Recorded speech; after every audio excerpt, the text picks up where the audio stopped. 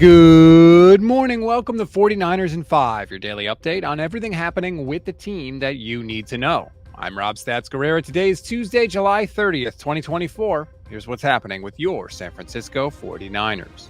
We'll get to a potential shakeup in the backfield in a minute, but first, some injury updates for you. Defensive end Drake Jackson will not be participating in training camp. He's got a knee injury. Kyle Shanahan didn't even have a timeline for his return. That is obviously not good news for Drake. Wide receiver Jacob Cowing's likely to be out approximately 10 days with a hamstring injury. Isaac Guerendo is also battling a hamstring injury. Unfortunately, his is more serious. He's going to be out at least a few weeks.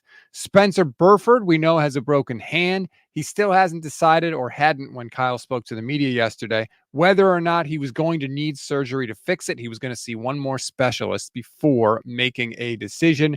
Ricky Pearsall did return to practice yesterday in pads, but only individual drills. He didn't participate in the team portion. Kyle Shanahan did say, as long as he responds well today, he will be full go in practice. Now, to the audio portion of the show.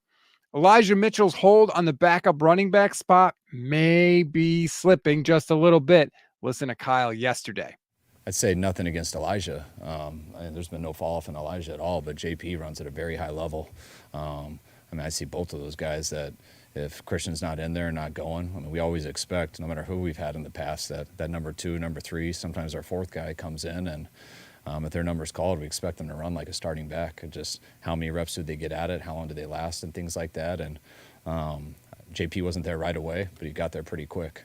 And he did a hell of a job for us last year, and we'll see how camp plays out. But I love both of those guys and got some depth behind them too.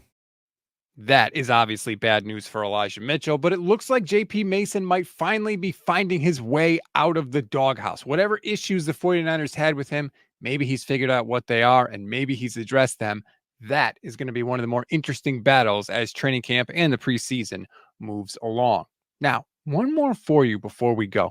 Take a listen to the question and the answer by Aaron Banks.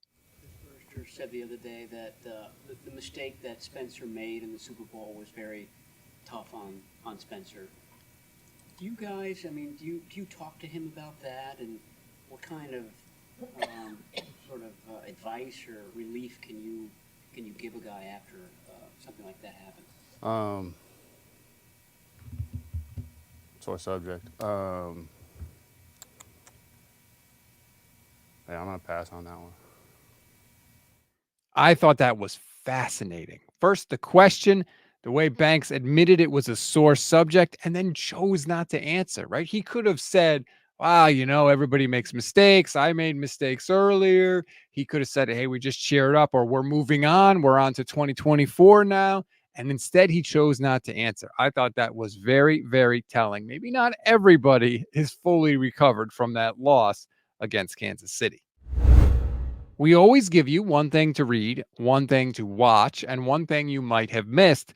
One thing to read on this Tuesday, if you want an in-depth look at the best battles in training camp, check out Matt Barrow's piece in The Athletic. He goes through the top 6. Very interesting. If you want to read it, click the link in the description of this episode.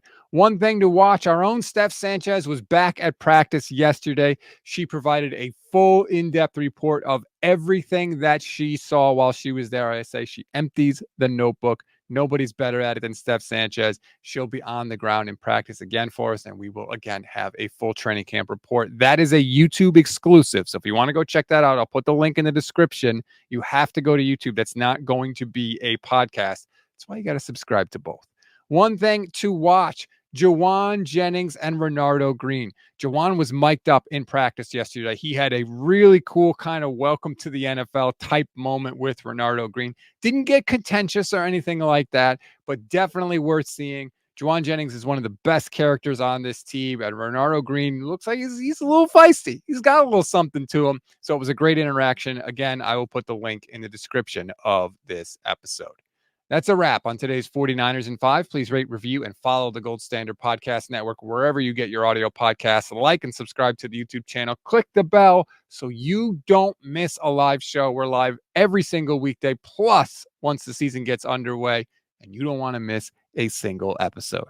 Enjoy your Tuesday, everybody. I'm Rob Stats Guerrera. We'll talk later today.